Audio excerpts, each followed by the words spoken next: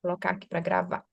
O assunto é muito extenso e não, né, para a gente ter uma qualidade desse assunto também, não vai dar para abordar tudo só em um dia. Então, eu vou abordar hoje a parte inicial, a parte de conceitos, mais tranquilo. E a parte mais pesada, entre aspas, vai ficar para a aula 2, que é a aula de indicadores, dos indicadores epidemiológicos. Vou falar também dos estudos epidemiológicos, dos tipos de estudos epidemiológicos, e fechar com uma parte ali de vigilância epidemiológica, que provavelmente vai ser uma aula 3 ainda, para vigilância epidemiológica e notificações de doenças compulsórias, essa parte de vigilância, tá?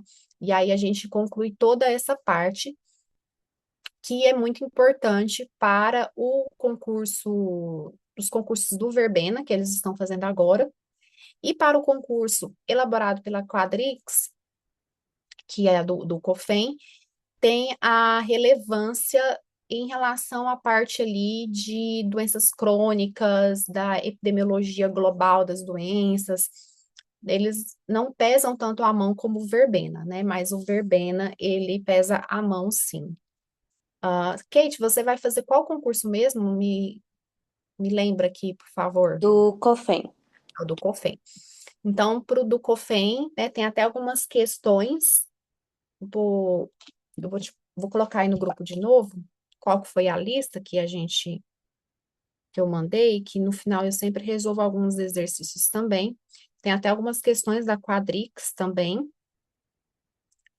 Vou mandar no grupo. Você já está lá no grupo, né? Tô sim.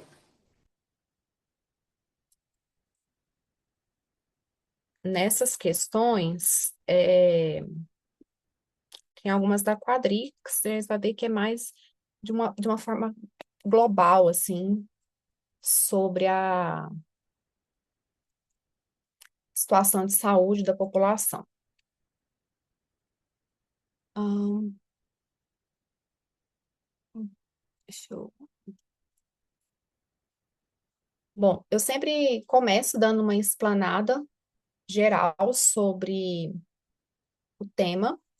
Esse resumo aqui, ele é disponibilizado para vocês. No caso, ele vai ser disponibilizado parte um, parte 2, parte 3, e depois a gente faz um layout único para bonitinho, né? Colorido, etc., para vocês, tá? Aí fica disponível na Nutror dentro do módulo Oficinas de Estudo Dirigido. Aí lá dentro desse módulo ficam essas gravações e nós orientamos sempre usar essas gravações e os resumos que nós disponibilizamos, lá também tem alguns resumos, no momento de revisão, quando você for revisar, assim, que não ser necessariamente o nosso resumo o primeiro contato com o tema. Então, a gente vai começar falando do processo de saúde e doença, essa parte mais tranquila, que está bem ali no início de saúde pública, dependendo do material, muitas vezes está até desvinculado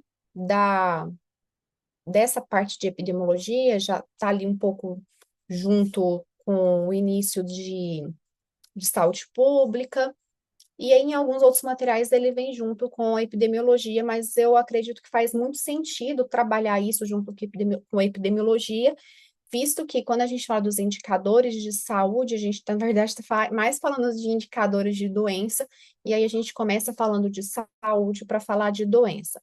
Tem aquela definição já antiga da Organização Mundial de Saúde, que é muito questionada hoje em dia, que ela vai para além disso, né? Mas até então é a que nós temos, que a saúde é um completo bem-estar físico, mental, social e não apenas a ausência de doença ou enfermidade. E o questionamento que tem é que ninguém alcança um completo bem-estar dessa tríade. Então, hoje tenho novas propostas. Creio que nos próximos anos a Organização Mundial de Saúde deve rever isso. Lá no artigo 3º da Lei 8.080, é estabelecido sobre os condicionantes e determinantes de saúde, e que O nível de saúde da população, ele é o reflexo de como que aquele país ele está organizado socialmente e economicamente. Ou seja, quanto mais desorganizado socialmente e economicamente um país, menor são os níveis de saúde esperados. E esses níveis de saúde, eles são reflexo dos determinantes dos condicionantes de saúde, como alimentação, moradia, né, saneamento básico, meio ambiente, trabalho, renda, tal, isso aqui é tranquilo. Agora, o que que é importante para a prova? A gente lembrar do modelo de determinação social eu não sei até hoje, nunca vi uma aula que falasse o nome desse negócio, 100% a pessoa falar 100% de certeza o nome. Mas eu sempre falo de Whitehead, que é o Whitehead eu não erro. Agora, esse primeiro nome eu não sei, mas Down, Green e Whitehead.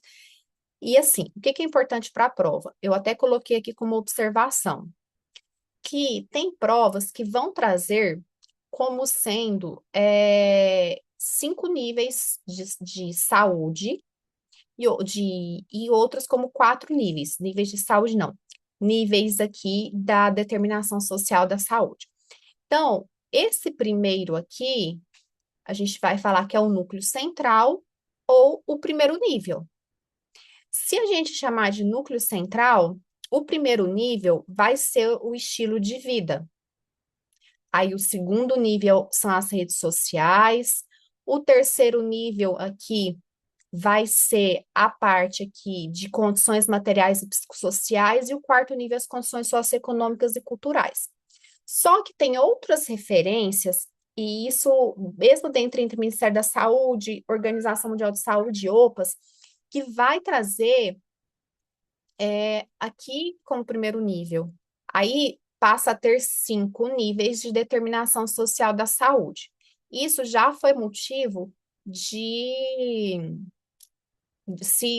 for determinante essa informação para você acertar ou errar a questão, é motivo de recurso, tá? Porque é divergente na literatura a quantidade de níveis, se é 4 ou 5 níveis. Então, o núcleo central vai ser o que não é modificável, que é idade, sexo e parte genética. A partir do estilo de vida, nós temos os condicionantes e determinantes modificáveis. O primeiro deles, que é o nível 1, o estilo de vida, a gente precisa para atuar nessa área políticas de abrangência populacional, mais voltadas para programas educativos, comunicação social, acesso melhor aos alimentos saudáveis, criação de espaços para esportes, exercícios físicos, proibição de propaganda de tabaco, álcool. Então, é tudo aquilo que o governo pode propor enquanto política que vai contribuir para a melhoria do estilo de vida da população. O nível 2 são a comunidade e suas redes de relações. Vai falar da força mesmo populacional, é onde entra a questão da importância da participação social, às vezes a questão pode fazer relação até com essas questões, princípios do SUS, em relação à participação social e a gestão coparticipativa do SUS, porque são essas redes de apoio que precisam de políticas que fortaleçam essas redes, essas ações coletivas para a melhoria e o bem-estar da população, pensando então a população como um agente de transformação da saúde da comunidade. O nível 3 que entra aqui, ó, produção agrícola, educação, ambiente de trabalho, são as condições de vida e trabalho, tá? Psicossociais também. Então, condições psicossociais de vida e trabalho, aí entra desemprego, água, esgoto, serviços sociais, habitação.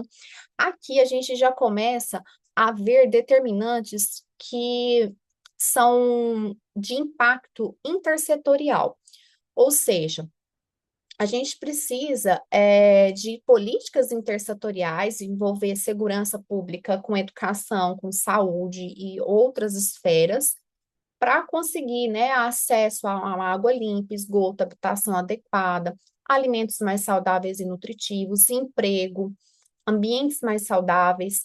Então, o nível 3 a gente está falando uma palavra-chave importante é a intersetorialidade. Enquanto, por exemplo, no nível 2 a gente tem como uma palavra importante a participação social, a cogestão no SUS. No nível 3 a gente tem a ideia da intersetorialidade para conseguir atuar nesse nível psicossocial e de relação de vida e trabalho da população. E o nível 4 que é a última camada, então, você vai contar sempre de dentro para fora, o núcleo, do núcleo para fora. Ou o núcleo vai ser núcleo, o nome, ou vai ser o nível 1, né? Então, a última camada, o nível 4 ou o nível 5, são os macrodeterminantes de saúde, e esses macrodeterminantes são determinantes de ordem mais social, geral, para a população. Então, são determinantes que têm tudo a ver com a política, a forma geopolítica local e com as iniquidades de saúde e as desigualdades sociais e econômicas. Existe outra forma de classificação que está começando a aparecer nas provas ainda. Essa classificação aqui de Whitehead é a que mais aparece em prova, que mais vocês vão ver, e mais tem a classificação aqui quanto ao tipo, né? Se ele é um outro tipo, se ele é um determinante de saúde estrutural ou intermediário. O que que é um determinante de saúde estrutural? Ele fala, tá, ele está na estrutura da sociedade. Se ele está na estrutura da sociedade, ele tem muito a ver com aquele último nível lá do desenho de Whitehead, que é aquele nível dos macrodeterminantes, que está falando das políticas, da governança, da cultura, do mercado de trabalho. Ele pega ali, né, o quarto e o terceiro nível do gráfico de Whitehead. Ele que é basicamente assim, é o que está ali causando a desigualdade social, é a estrutura da desigualdade social, da iniquidade em saúde. Então, esses é o que nós consideramos como determinantes de saúde de ordem estrutural. Aí, olha os exemplos aqui, que isso aqui é importante para a prova, para às vezes não gerar confusão na hora de vocês responderem questões, enfim. Exemplos que podem aparecer quanto a determinantes estruturais. Políticas, políticas sociais, de mercado de trabalho, de habitação, políticas públicas de educação, saúde, questões culturais e valores sociais, classe social, gênero, etnia, né? Ocupação, renda. E quais são os determinantes intermediários de saúde, que são as condições mais imediatas, que traduz a posição social em diferenças de saúde. Então, são as condições de moradia, trabalho, disponibilidade de alimentos, fatores comportamentais, psicossociais, que vão impactar. O próprio sistema de saúde que a pessoa vai ter acesso é considerado um fator determinante intermediário de saúde. Então, assim, não dá para estabelecer 100% uma relação entre o modelo de determinação social de Whitehead e esse modelo proposto recentemente pela Organização Mundial de Saúde, tá? Esse aqui foi proposto pela Organização Mundial de Saúde. Não dá para estabelecer uma relação totalmente direta, mas a gente consegue estabelecer certa relação, quase como se as camadas mais internas do modelo de Whitehead são mais intermediários e as camadas mais externas são mais estruturais, mais ou menos isso. Mas é importante você identificar, por exemplo, condição de moradia e trabalho, a gente vai ver aqui, na terceira camada. O estilo de vida dos indivíduos, que são os fatores comportamentais, mas é bem isso então mesmo. Nas primeira e segunda camada, a gente vê os intermediários e no núcleo, e terceira e quarta camada, ou quarta e quinta, dependendo da referência, a gente vê os macrodeterminantes estruturais. Tranquilo até aqui? Alguma dúvida? Então, bora Tudo continuar. tranquilo. Agora a gente vai para os modelos explicativos de doença. Basicamente, a gente tem outros modelos, né? O modelo dos miasmas, o modelo da explicação religiosa, mas vamos nos ater ao que costuma aparecer nas provas de concurso, que basicamente é o modelo biomédico e o modelo processual da história natural das doenças.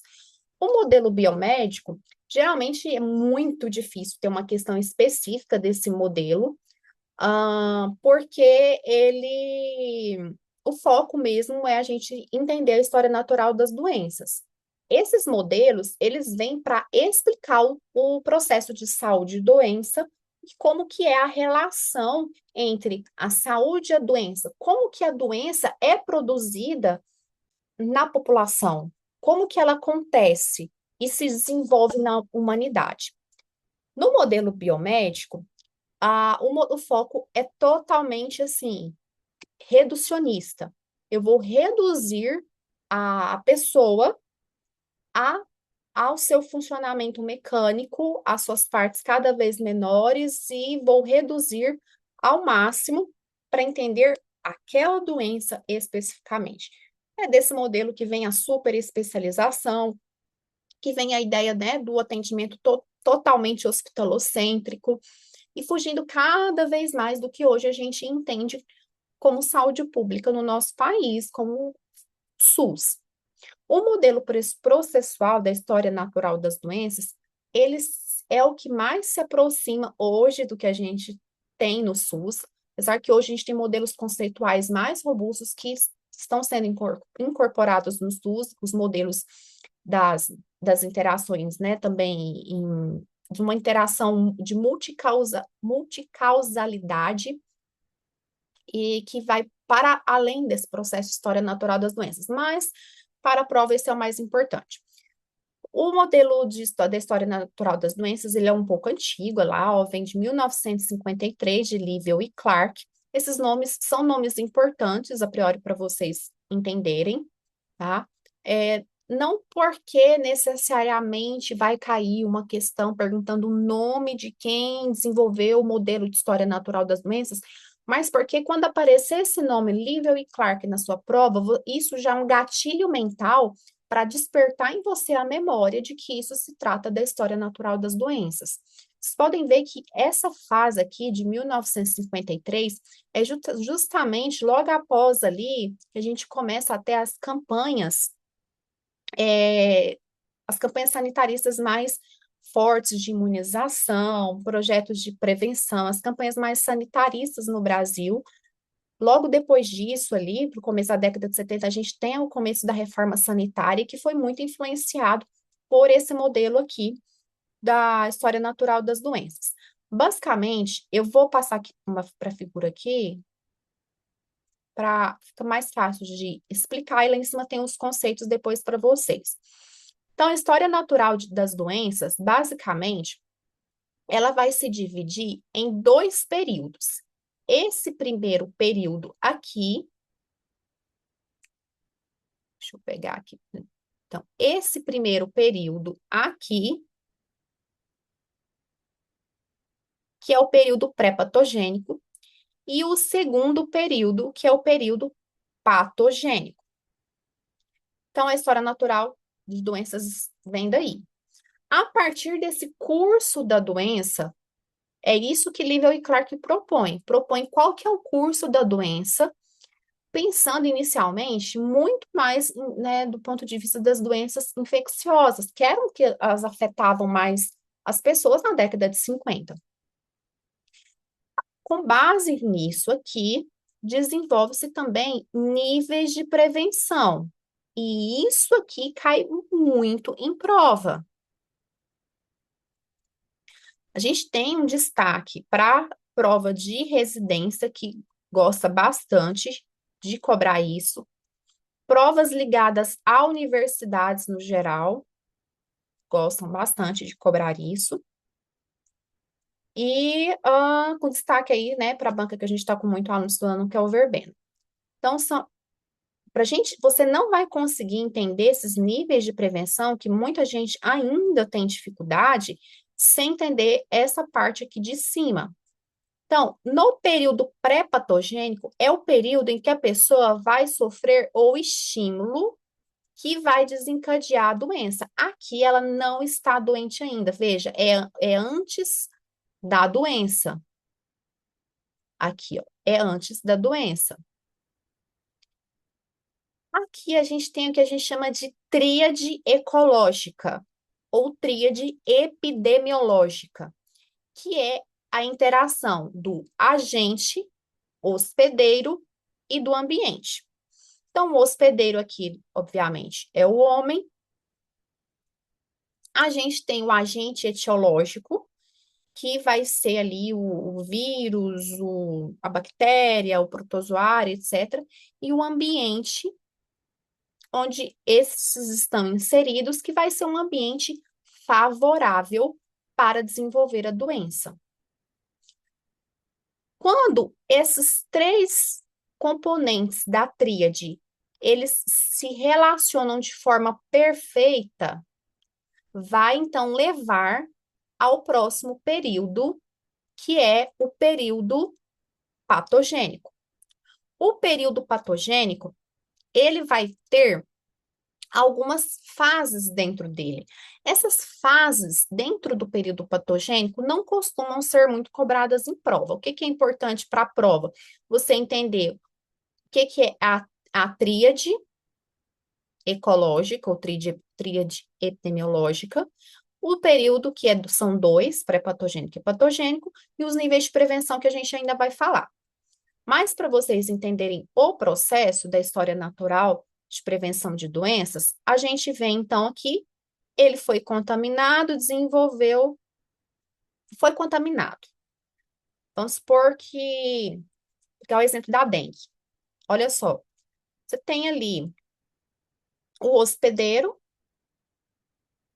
que pode ser o homem, tem também o mosquito, né? Mas no caso, a gente tem o agente etiológico, que vai ser o vírus, e a gente vai ter um ambiente.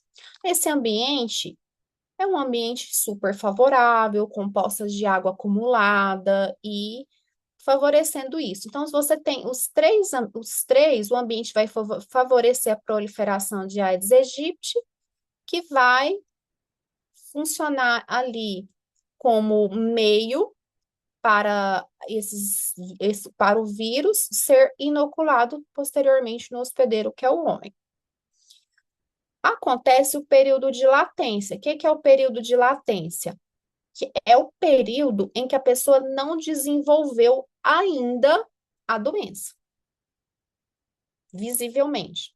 Mas às vezes, dependendo, se pegar e coletar um exame, já vai ter alguma alteração. Ela está lá. Então, esse é o período em que a pessoa, você não consegue identificar clinicamente a doença.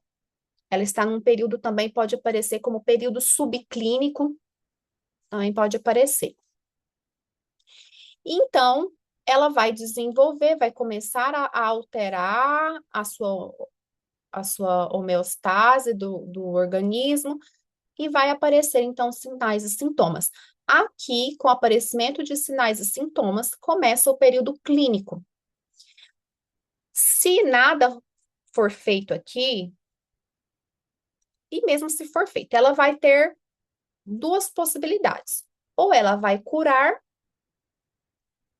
ou ela vai morrer, né? Ou ficar ainda em um estado de cronicidade que necessitará de reabilitação. Então, que na verdade ela vai ter o desfecho aqui, né? Três possíveis desfechos, que seria aqui um desfecho de morte, um desfecho de cura ou um desfecho ah, que necessita de reabilitação, tá? Vou pôr com sequelas, assim, tá? Mais.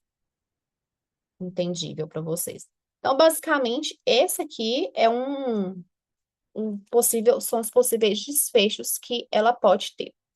E esses possíveis desfechos, eles têm super relação com os níveis de prevenção. Então, entendendo como que a doença se desenvolve no ser humano, propôs, então, os níveis de prevenção. Prevenção primária é a primeira prevenção, que então é quando eu vou atuar ou no ambiente ou no agente.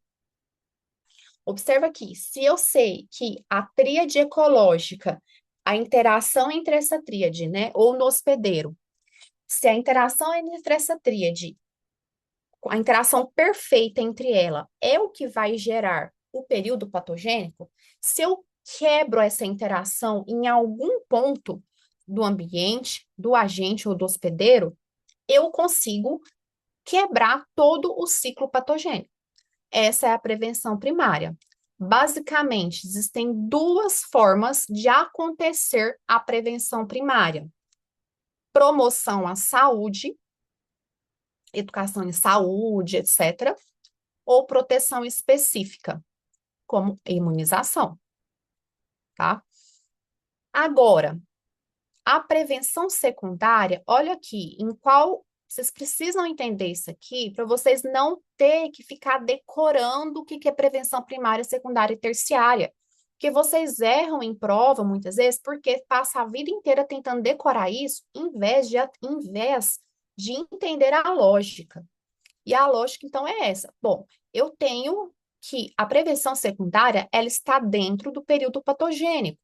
Se ela está dentro do período patogênico, eu preciso entender até quando que ela vai atuar. Olha só, ela vai atuar até a parte de limitação do dano. Aqui é o período em que ele está até ele desenvolver sinais e sintomas. Aqui já é o período de desfecho da doença, onde ele está com um defeito ou um dano, tá? Então, a prevenção secundária, nesse primeiro período aqui, pode ser para diagnóstico. Por quê? Por que que é prevenção? Porque eu estou prevenindo, com o diagnóstico, eu estou prevenindo a morte, eu estou prevenindo a sequela. Por isso que é prevenção também. A gente chama de prevenção também.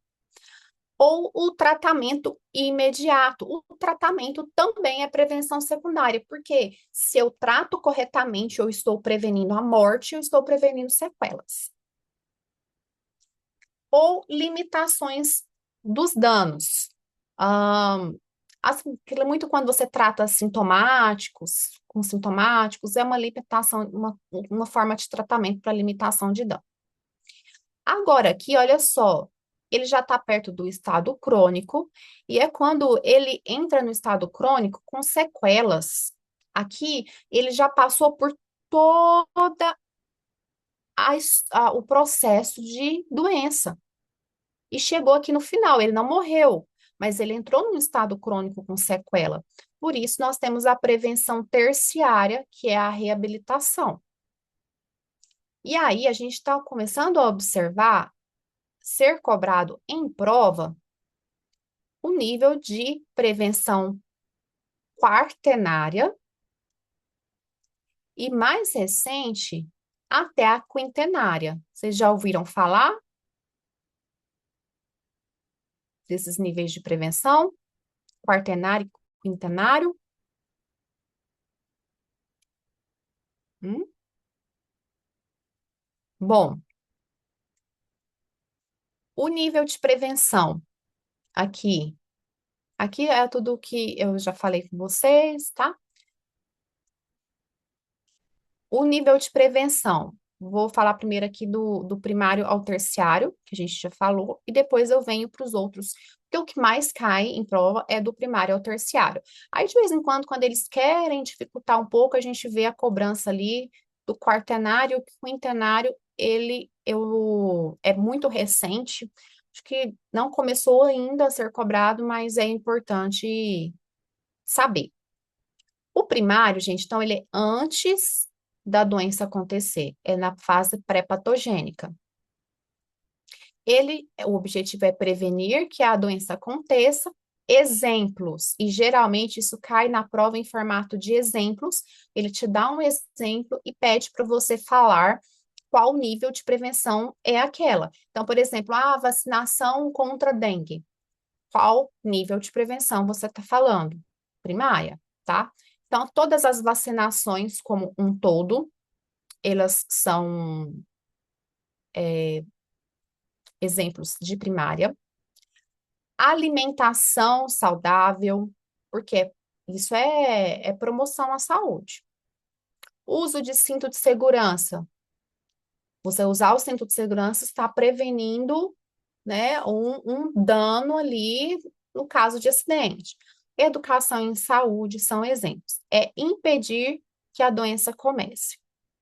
A secundária é quando a doença foi iniciada, mas sem manifestações graves. Ela é para detectar ou, vou pôr aqui, e ou interromper a progressão, tá? Aqui é onde muita gente erra. Por exemplo, se você fala assim, fazer ah, triagem de sintomático respiratório para tuberculose.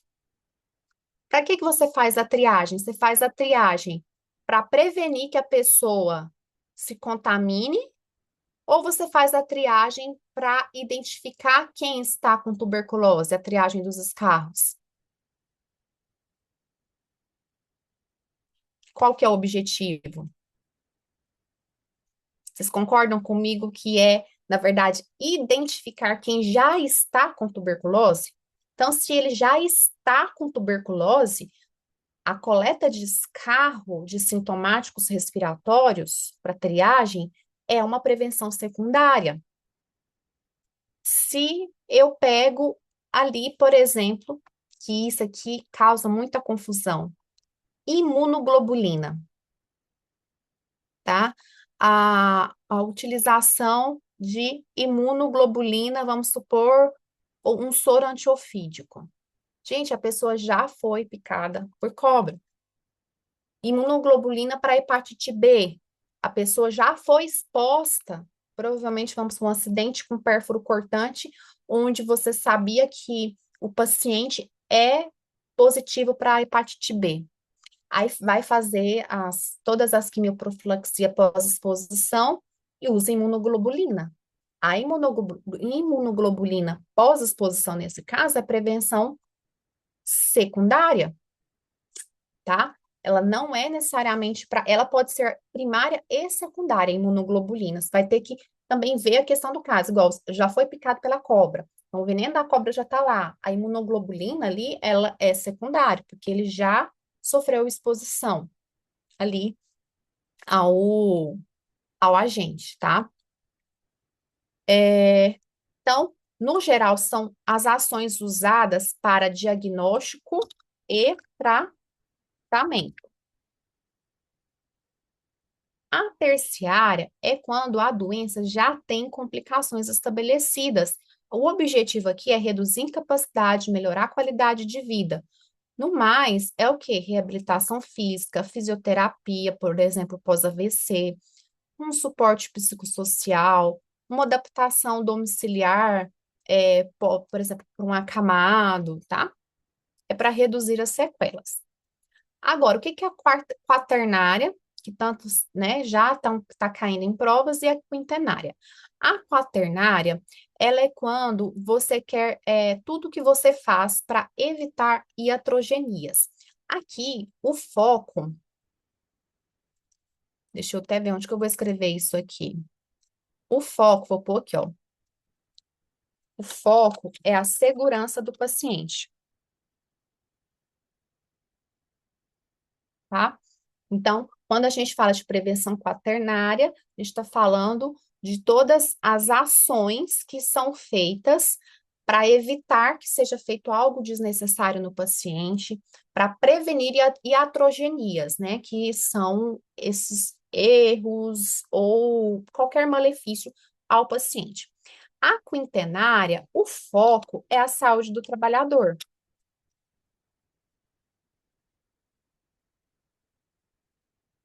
Que eu penso assim, se o trabalhador ele está atarefado, assoberbado, sobrecarregado, esse trabalhador ele vai colocar em risco o paciente. Ele pode funcionar como um intermediário para causar dano ao paciente. E aí, por isso, agir na saúde do trabalhador, cuidar do trabalhador é também uma forma de prevenção de doenças para o paciente, tá? E aí a gente tem um outro conceito que entra como um nível de prevenção, que é a prevenção primordial, que é uma prevenção que é feita antes dos fatores de risco existirem. Então, é como se você pegasse aqui na história natural das doenças e colocar aqui antes de qualquer coisa existir, antes disso tudo, aqui a gente tem a prevenção primordial. O que que é a prevenção primordial? São tudo aquilo que você vai fazer para evitar que os fatores de riscos apareçam na população. Por exemplo, você indicar medidas de higiene alimentar, higienizar os alimentos corretamente. Você está evitando que apareça o fator de risco ali. Reduzir a poluição. Você está evitando ali possíveis doenças respiratórias. Mais espaços verdes, ciclovias, né? Você está estimulando a atividade física. Então, a primordial são essas prevenções que ela muitas vezes não tem uma doença específica, mas acaba protegendo a população contra vários desfechos indesejados de saúde, tá? Então, aquilo que é risco para a sociedade como um todo.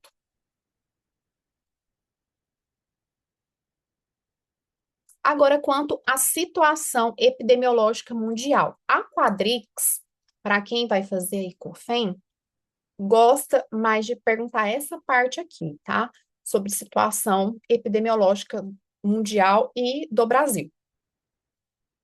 Como que está hoje, né? A gente pensando no contexto 2024, 2025 e as projeções. Quais são as principais causas de morte no mundo? É a doença isquêmica do coração, as cardiopatias, que correspondem à maioria das causas de morte, aproximadamente 13% das mortes mundiais, seguido de acidente vascular cerebral, que é a segunda causa de morte mundial, seguido de DPOC. Isso aqui vocês vão ver que é diferente, cuidado com isso, é diferente do padrão brasileiro. A gente está falando do padrão mundial, tá? Em quarto, vem as infecções respiratórias de trato respiratório inferior, principalmente ali as causas transmissíveis. Aí a gente tem aqui ainda uma questão ali em relação às influenzas, a COVID, doenças infecciosas, tá? Em quinto lugar que vem o câncer, principalmente câncer de pulmão, traqueia e brônquios. Em sexto, a morte, né, decorrente do Alzheimer e outras doenças, devido à população envelhecida. Em sétimo, o diabetes mellitus.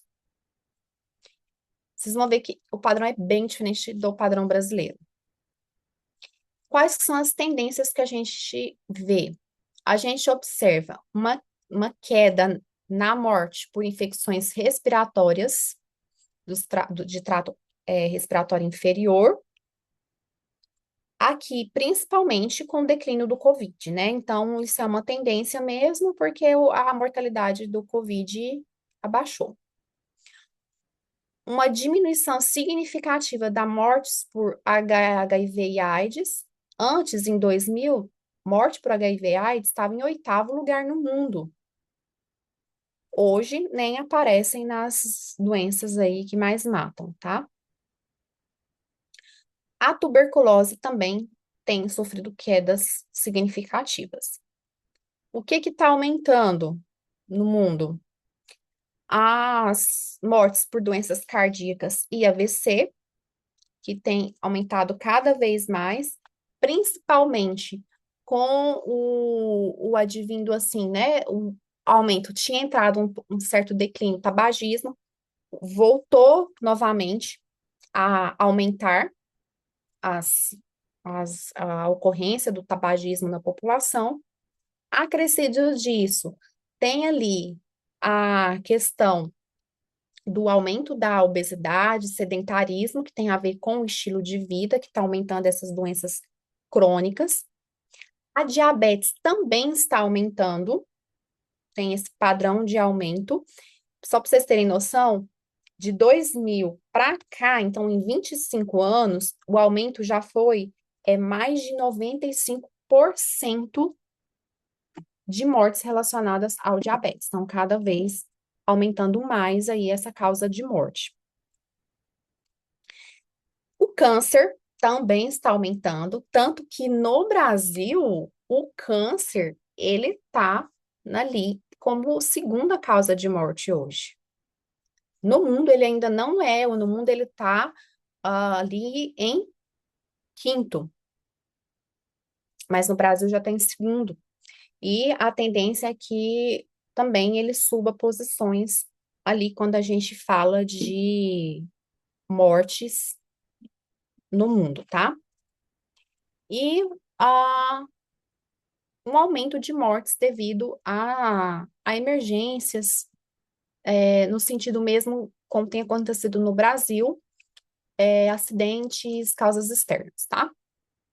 Aqui a questão, o Covid em si, isoladamente, corresponde, hoje ele está em 20º lugar no mundo.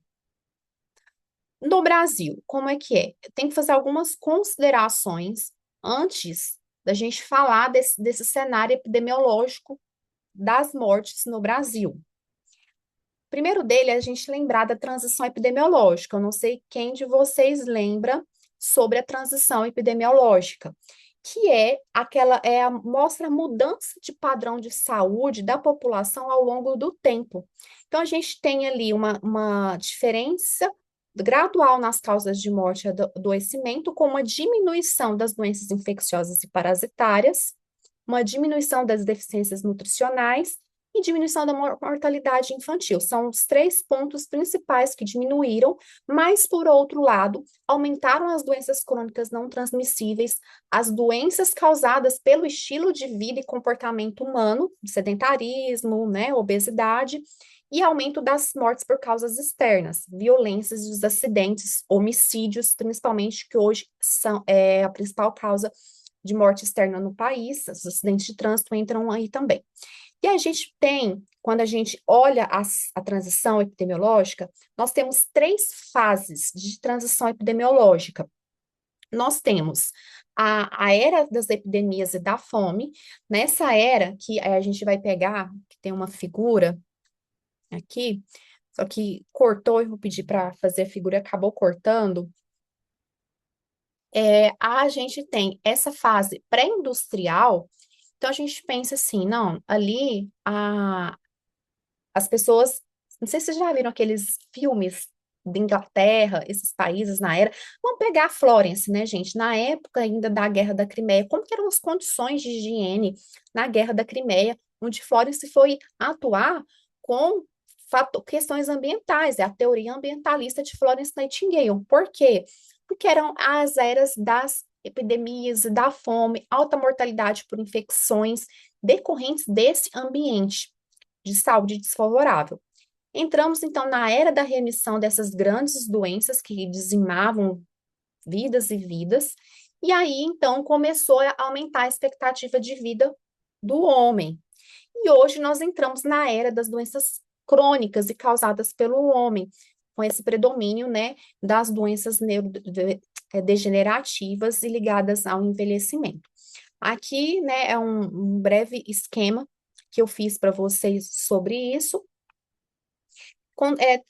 resumindo tudo isso que eu já falei para vocês, tá?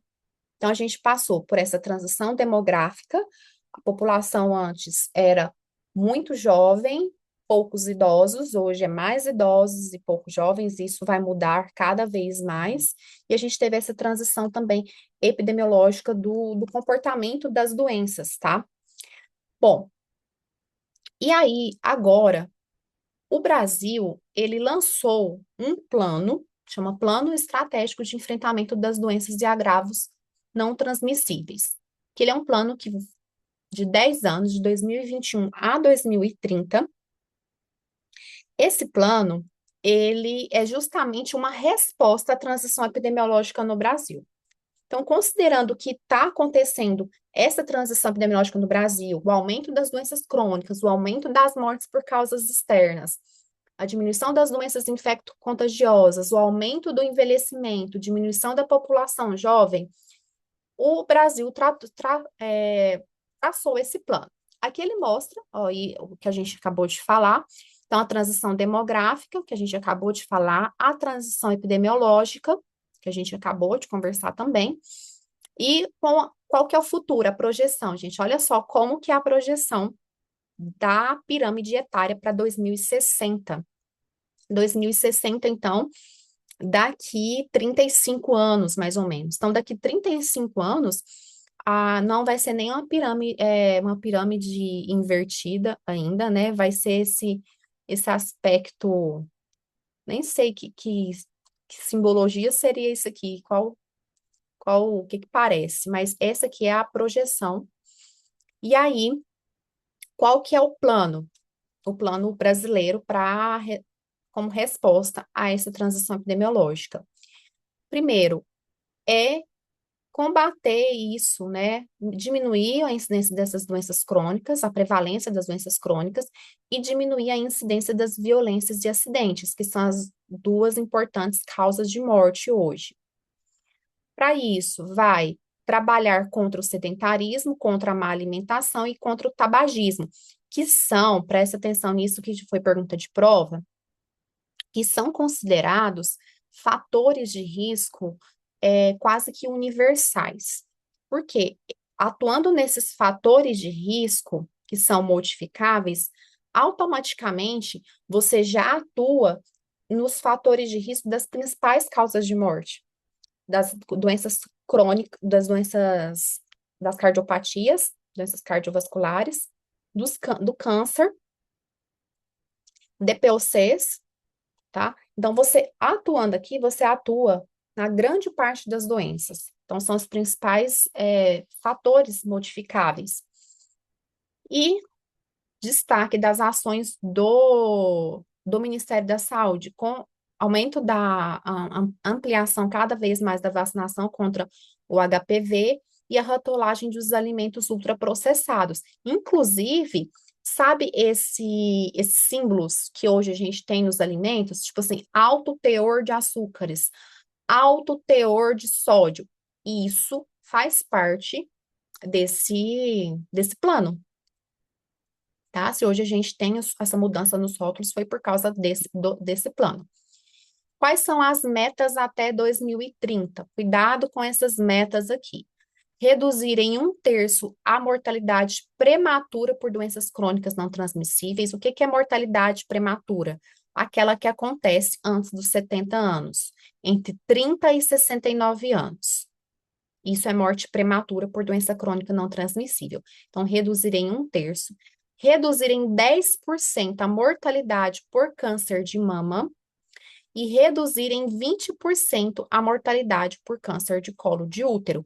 E aí a gente viu esse ano mudanças importantes no rastreio de câncer de mama e colo de útero. Essas mudanças já estão lá nos nossos resumos dessas matérias, tá? O cenário epidemiológico no Brasil hoje.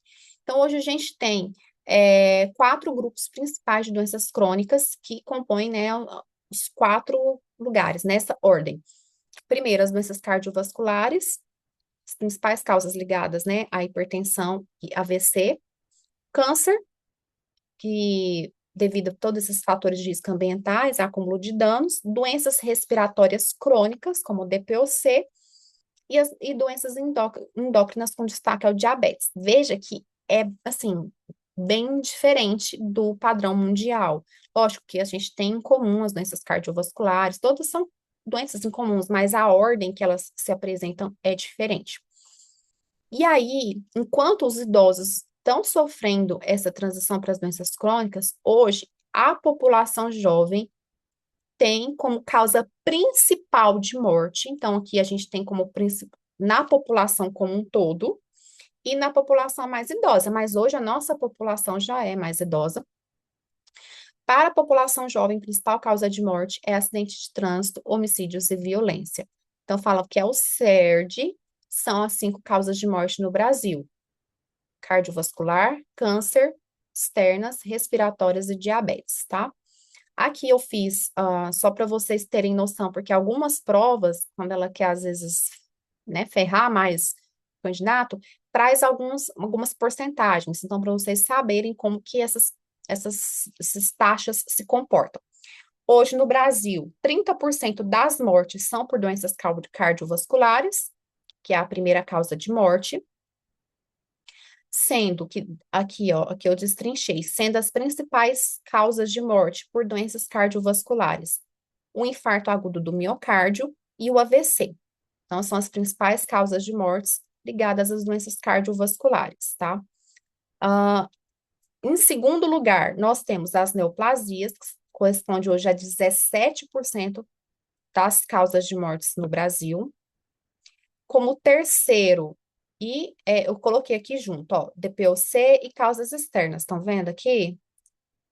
Porque dependendo da literatura que você pega, a DPOC está em terceiro e causas externas em quarto, ou vice-versa.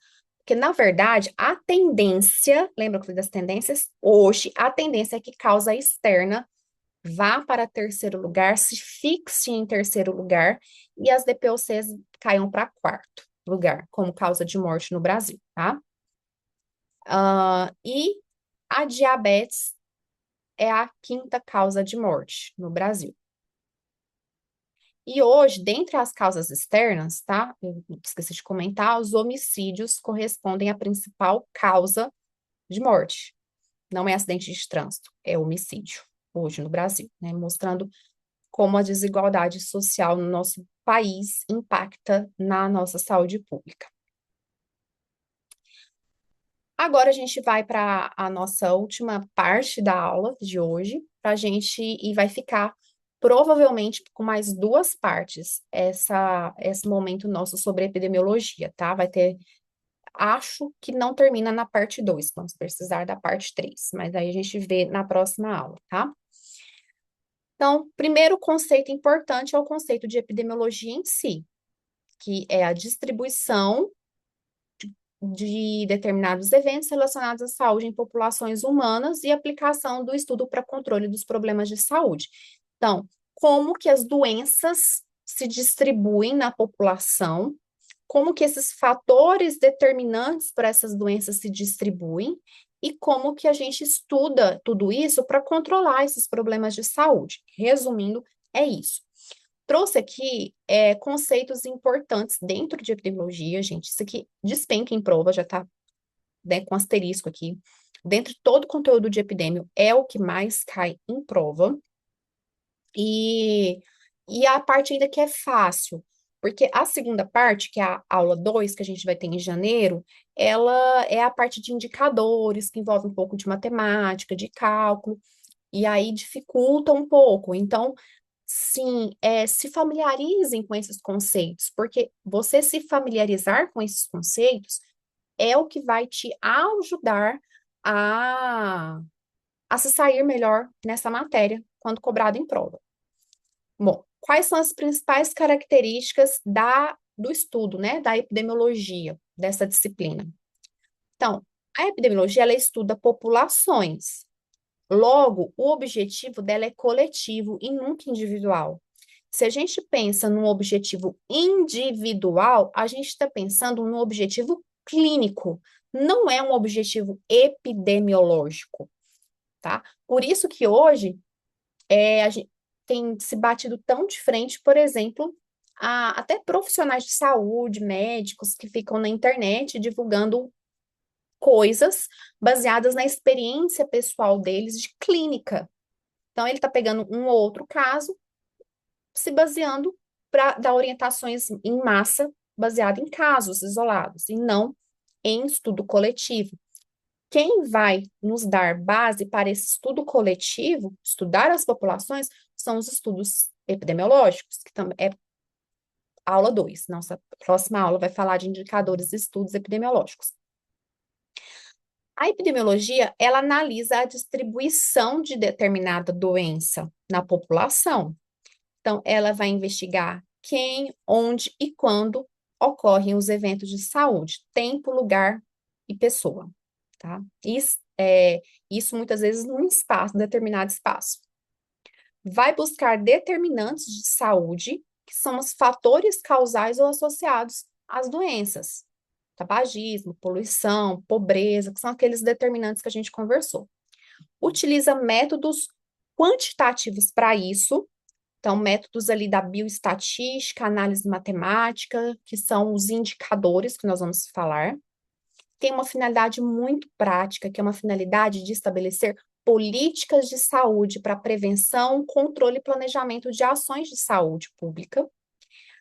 A epidemiologia serve à vigilância em saúde, tanto é que nós temos a vigilância epidemiológica, que vai fundamentar a notificação e investigação de surtos, agravos, de epidemias, enfim.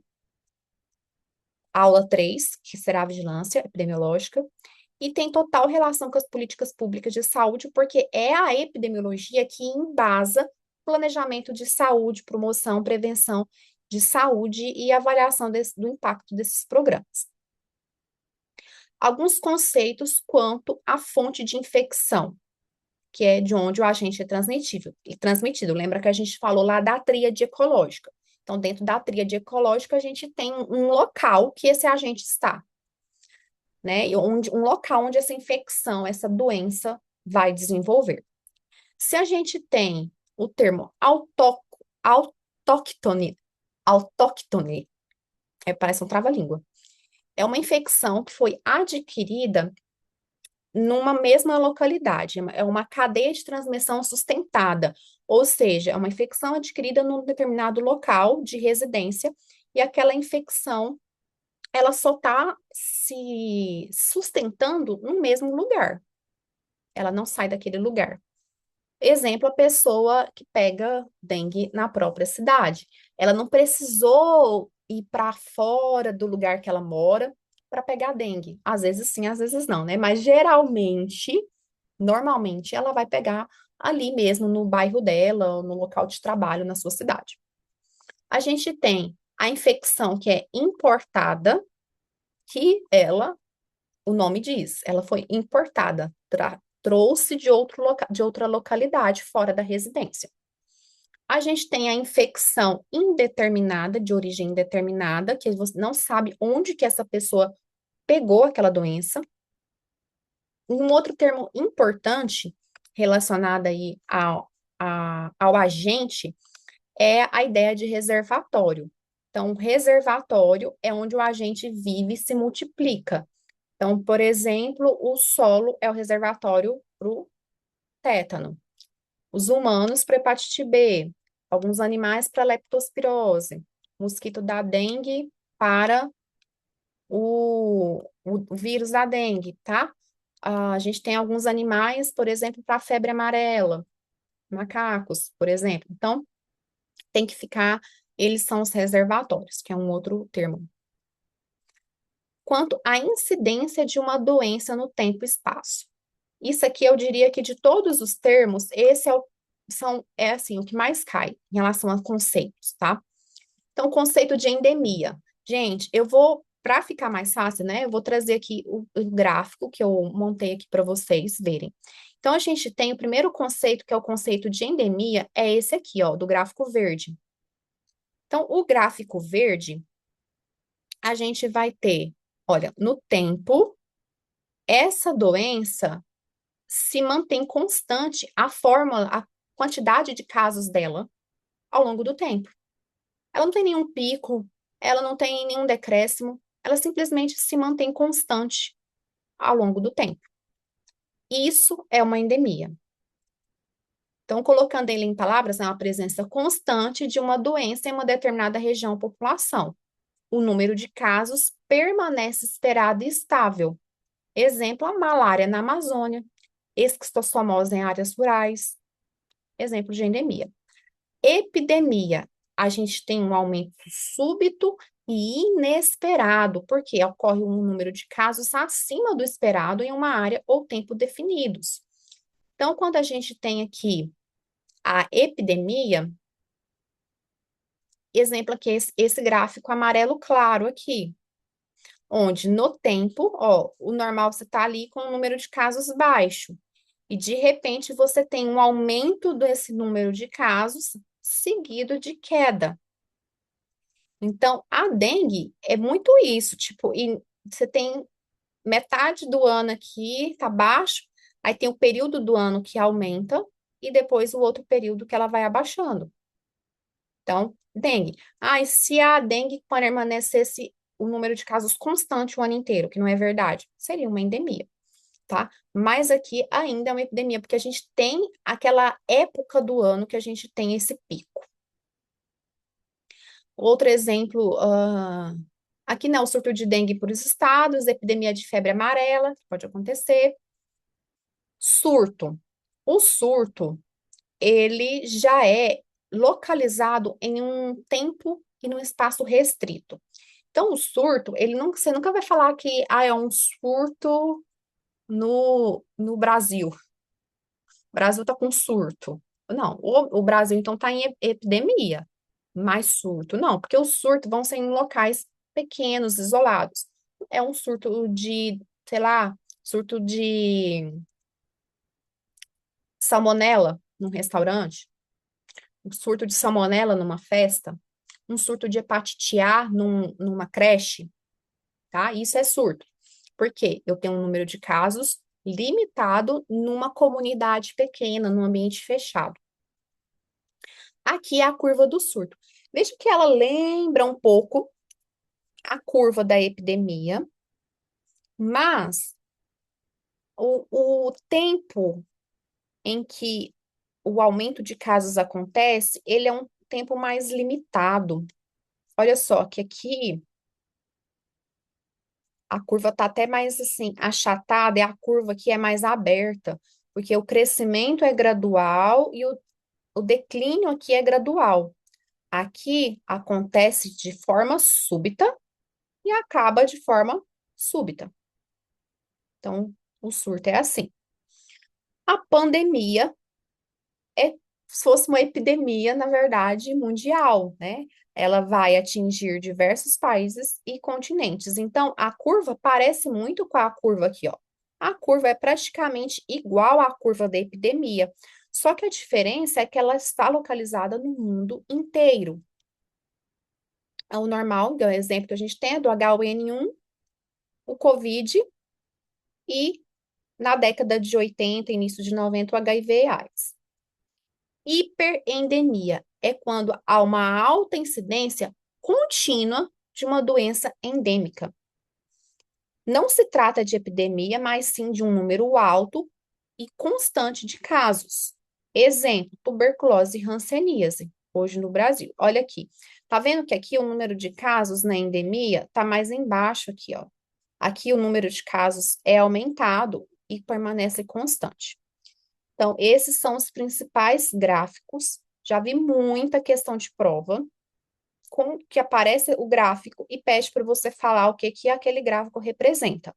Se é uma endemia, epidemia, surto, pandemia, hiperedemia. E o que que seria, então, uma infecção esporádica, né? É uma doença que ocorre de forma infrequente, irregular e com poucos casos. É isolada e não tem padrão. Como não tem padrão, não tem nem como ter gráfico. Raiva, febre maculosa são exemplos.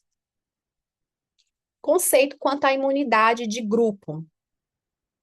A gente tem imunidade de rebanho e imunidade coletiva, que são sinônimos. Cuidado com isso em prova. Eu já vi caindo em prova, colocando elas como diferentes. Ah, Aqui é quando uma parte significativa da população já está imune, dificultando a transmissão do agente infeccioso. Protege, inclusive, os não imunizados. Pode ser por proteção indireta ou alta cobertura vacinal. Por isso que o pessoal falava, se não desenvolvesse a vacina pelo Covid, ia ter que esperar acontecer a imunidade de rebanho. Ou seja, grande parte da população já teria sido contaminado com H1N1, com o Covid, e assim acabaria fazendo imunidade de rebanho.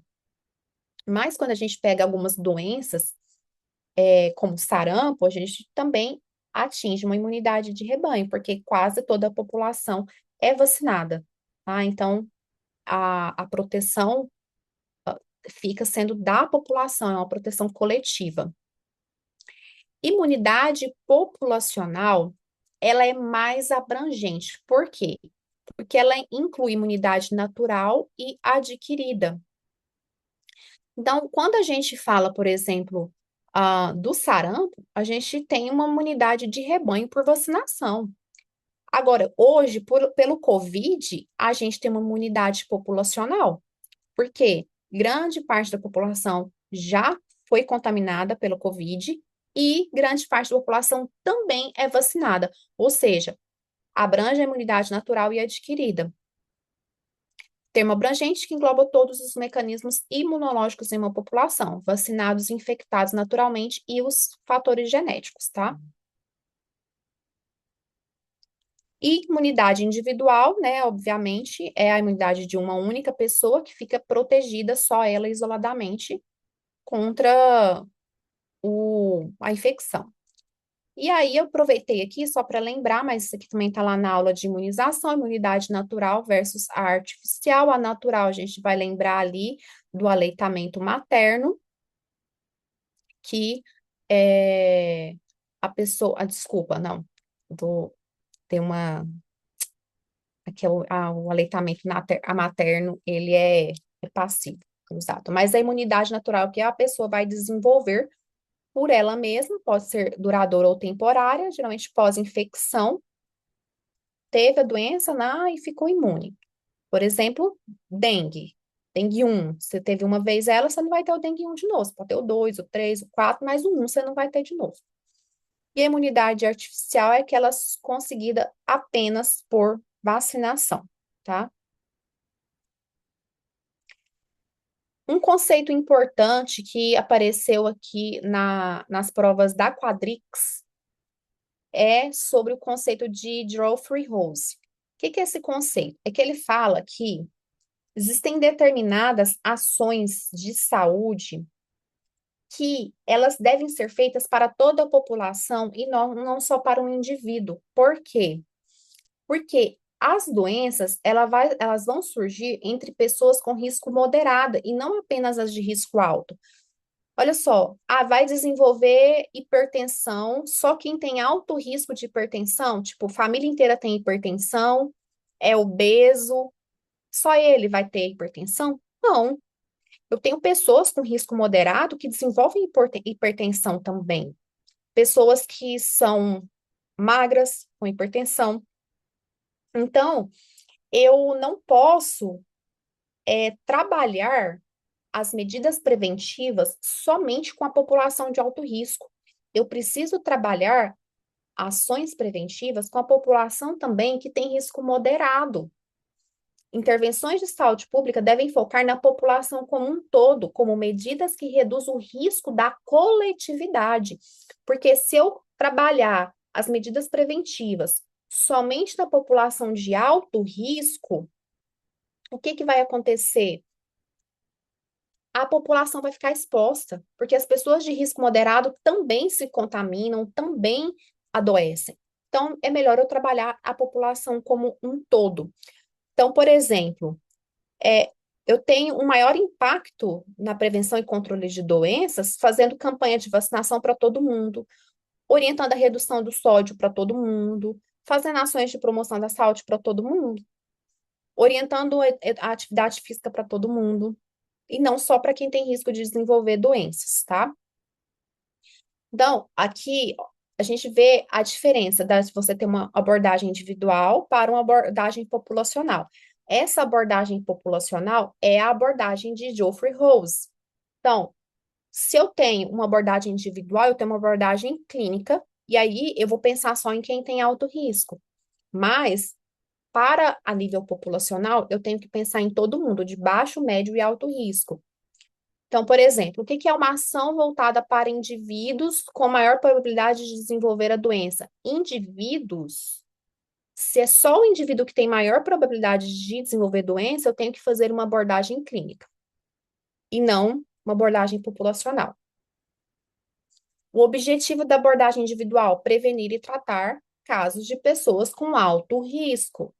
Já na populacional, é reduzir o nível médio de risco da população inteira. Por exemplo, redução da média populacional de pressão arterial com ações ambientais. Fazer assim, o governo fazer uma campanha para reduzir a média de pressão arterial da população como um todo. É uma ação populacional.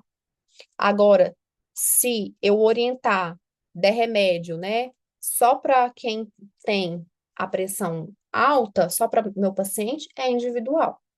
Exemplo prático: prescrever antihipertensivo para paciente com pressão maior que 160 por 100. Individual. Populacional: políticas públicas para reduzir o sal nos alimentos industrializados. Então, se eu estou reduzindo o sal para toda a população vai se beneficiar. Isso é um exemplo típico de prevenção populacional e esse exemplo já caiu várias vezes em prova da redução do sal na população. No caso, as intervenções individuais têm ação imediata sobre os casos mais graves, mas as intervenções coletivas têm um maior impacto a longo prazo na população que ainda não adoeceu. A intervenção individual, ela tem baixo impacto coletivo, vai tratar só quem está com problema. E no caso da população, a gente tem a limitação é que essas ações de intervenção populacional, elas são demoradas. Para o indivíduo é rápido. Você vai lá e faz as ações para o indivíduo, muitas vezes ele segue, ok. Agora, quando você fala de ações a nível populacional, para você ver o resultado disso, é demorado. O objetivo, então, quando na teoria lá de Rose, né, de Geoffrey Rose, ele fala que o objetivo da intervenção individual é tratar o doente. E o objetivo das intervenções populacionais é prevenir a população, para que a população não adoeça. Se a questão falar em mudar o padrão de distribuição da doença na população, ele está falando de Geoffrey Rose. Mudar esse padrão de distribuição na população, eu estou falando de intervenção populacional. Frase clássica da teoria: indivíduos de alto risco produzem poucos casos. E a maioria, e para populacional, a maioria dos casos ocorre entre indivíduos de risco moderado. Então, cuidado que podem ser pegadinhas conceituais. Se a gente pensar na intervenção individual, a gente pensa muito mais em intervenção secundária e terciária. E se a gente pensar nas intervenções populacionais, a gente pensa em intervenções primárias ou primordiais, que tem como você fazer em larga escala, tá? Aqui a gente finaliza, são os últimos conceitos de hoje. Eu só coloquei aqui porque é o que a gente vai estudar ainda nos próximos, tá? Que são os indicadores. Aqui eu só trouxe mesmo os conceitos, não vou falar ainda de cálculo.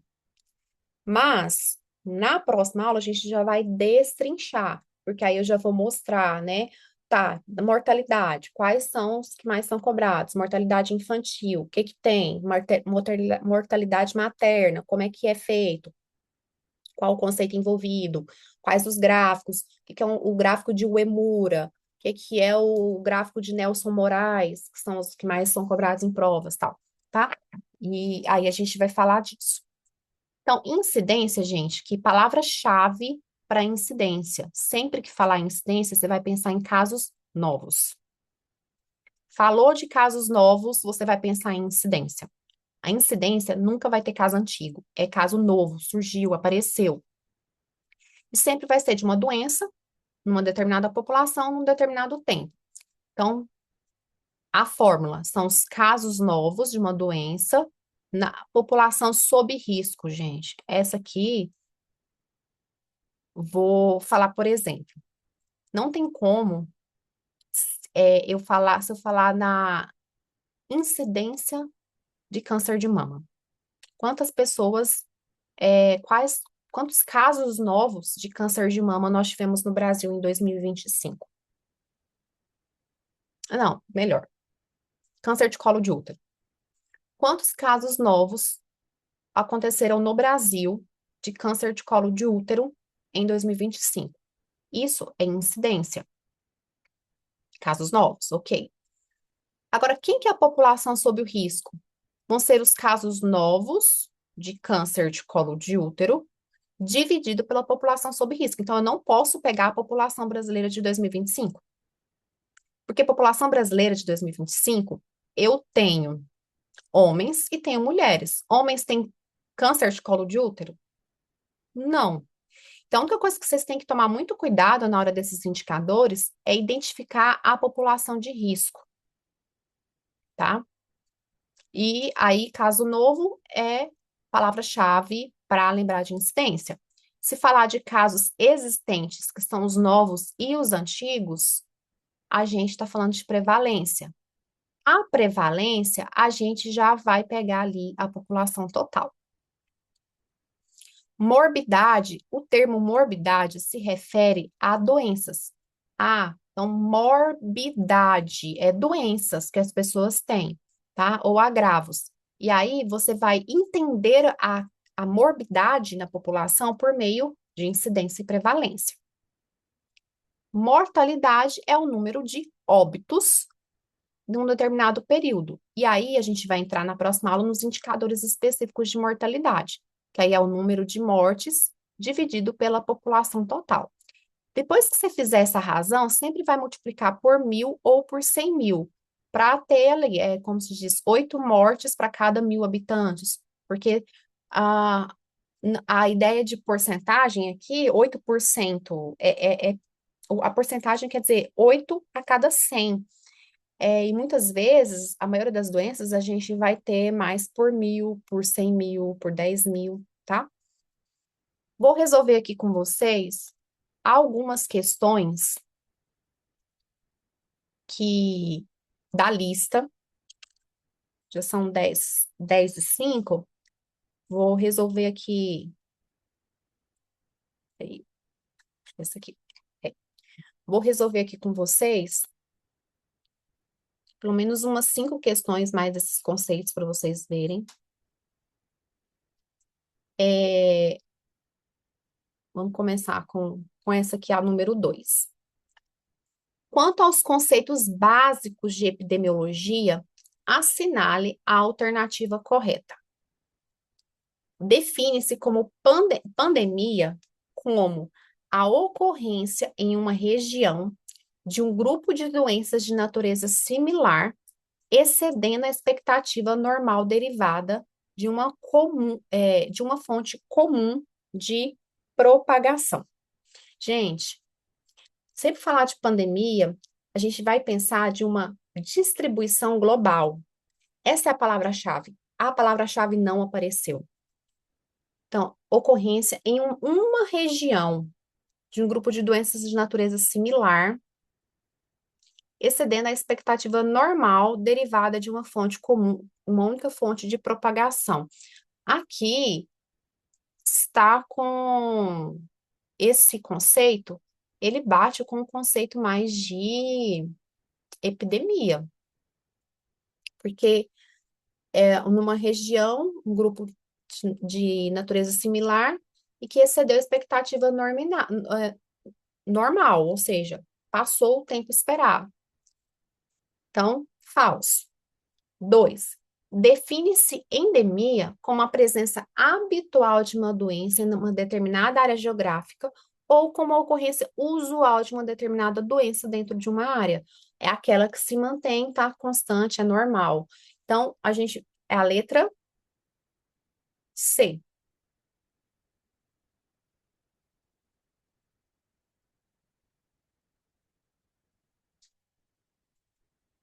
Ó, quanto à epidemiologia, a história natural e a prevenção de doenças, em especial da hipertensão arterial e diabetes mellitus, julguei uns itens de 102 a 108, peguei algumas aqui que tinha a ver com epidemiologia.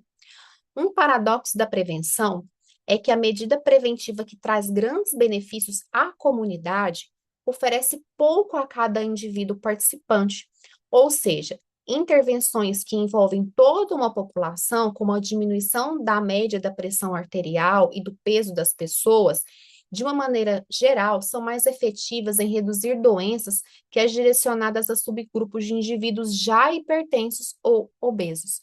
Gente, isso aqui é exatamente o que fala o conceito de Geoffrey Rose, que é o conceito de intervenção populacional.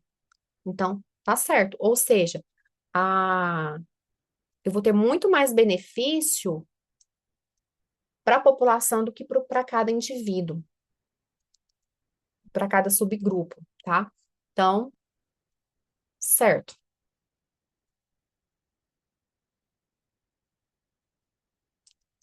5. Quanto à epidemiologia, história natural é mais enunciado. As taxas de mortalidade mundiais por doenças cardiovasculares e respiratórias crônicas estão diminuindo, possivelmente como resultado do controle do tabagismo e do maior acesso à atenção primária. A nível mundial, eles estão realmente, lembra que eu mostrei para vocês das tendências, eles estão diminuindo. Apesar que nos últimos estudos, nos últimos anos, a gente tem um padrão de aumento de doenças infecciosas por não vacinação, as pessoas deixaram de vacinar, então, isso no mundo inteiro. Então, a gente está tendo um aumento de doenças que antes estavam até erradicadas por conta disso. E as doenças respiratórias crônicas, elas estão perdendo lugar e espaço também para por causas externas.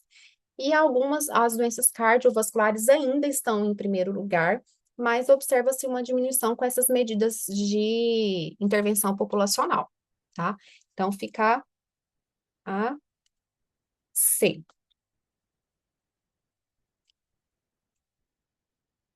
Aqui, a 6. Em um grupo de portadores de artrite reumatoide, os profissionais acham muito importante conversar sobre a prevenção das incapacidades funcionais e como manejá-las.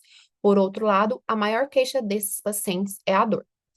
Na maioria das vezes, o portador da condição crônica não tem acesso a informações técnicas e, por isso, não sabe o que precisa mudar, devendo a equipe de saúde atuar, orientando e reforçando com algumas argumentações técnicas. Essa questão aqui, ela é até um pouco meio fora do assunto, mas se a gente pensar aqui do ponto de vista de intervenção individual versus intervenção populacional, se você está falando você está com um grupo restrito de pessoas e você orientar as pessoas e conversar é considerado uma intervenção individual, porque você não está trabalhando com população, você está trabalhando com indivíduo. Então, o primeiro ponto que eu quero deixar aqui. Quando a gente fala de intervenções individuais, a gente tem que atuar orientando, fazendo orientações, mas essa palavra reforçar argumentações técnicas, olha só, o técnico, ele traz a ideia de distanciamento da pessoa, porque se você é muito técnico, ela não vai entender, e ela precisa entender, aquilo tem que fazer sentido para ela, tem que fazer sentido para a vida dela, e tem que ser adaptado à realidade dela, porque o foco não é o profissional, o foco não é a técnica que o profissional tem ou tudo que ele sabe, o foco é o paciente. Então, por isso que está errado, por causa dessa palavra argumentações técnicas, principalmente por causa do técnico ali, que traz essa ideia paternalista do profissional de saúde. Vou responder mais essa aqui para a gente encerrar. Quanto à epidemiologia, a história natural e a prevenção de doenças, é aquela mesma questão. Os quatro grupos de doenças crônicas de maior impacto mundial são doenças do aparelho circulatório, diabetes, câncer e doenças respiratórias crônicas, que têm quatro fatores de risco em comum: tabagismo, inatividade física, alimentação não saudável e álcool. Observa que aqui, gente, aí aqui muita gente erra porque tá com foco na ordem. Primeira doença, segunda doença, terceiro, quarto, em quarto lugar. Aqui ele não traz ordem, porque diabetes não é o segundo. Se a pessoa ficar com o olho pensando na ordem, ela vai errar, porque tá certa a questão. Aí aqui que eu falo assim, gente, às vezes quando a gente estuda demais, a gente tem que tomar muito cuidado, porque de tanto estudar, você se perde nesses detalhes. Porque você fala assim, não, não, tá, a ordem tá errada. A ordem tá errada, então vai lá e marca errado. Ele não pediu ordem. Ele só está citando que essas são as quatro doenças de maior impacto mundial. Então é C, correto, tá? Meninas, alguma dúvida?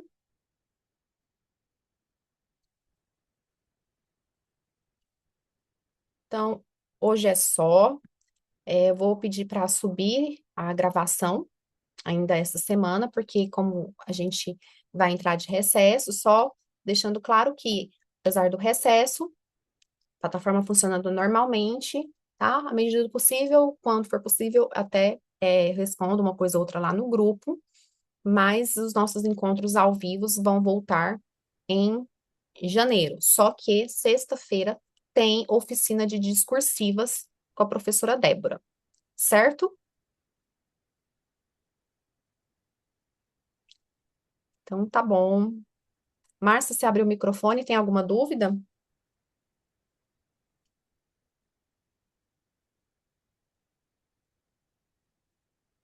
Não?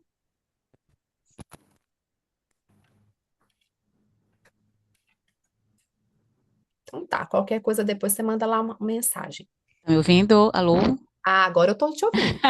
Tá bugado o meu microfone. Não, só estava agradecendo a senhora, professora. Obrigada pela sua atenção até essa hora, nos ensinando. Oh, é um prazer estar com vocês sempre, Obrigada. tá bom? E eu Um posso fazer uma abraço. perguntinha especial? Pode fazer. Assim, qual a possibilidade que a senhora acha de como esse tema, porque quando eu entrei já tinha começado a aula, eu não consegui, infelizmente, ser pontual. Uhum. Então, quando eu entrei, eu não sei se a senhora já havia falado, a possibilidade de ser cobrado no COFEM de modo especial, como seria abordado, sabe? Na, de acordo. Então, no concurso do COFEM, Hum, eu até trouxe essas questões da Quadrix. A Quadrix, ela pega sim, bem, eu né, só vi. nessa parte de conhecimento mesmo da distribuição das doenças nas populações. Eles não pesam tanto a mão na parte Tá, de cálculos, de gráficos, enfim. Essa parte sim, de epidemiologia é mais tranquila, mas eu acredito que tem a chance, sim, de ser um dos temas ser cobrados abordado, né? por causa dessa pegada de que eles esperam que o enfermeiro entenda de saúde pública, Entendi. Correto. tá? Seria mais a partir dos conceitos mesmo, então, né, Sim, professora? essa Ah, parte ótimo. mais é essa aula de hoje mesmo. Ufa, tá.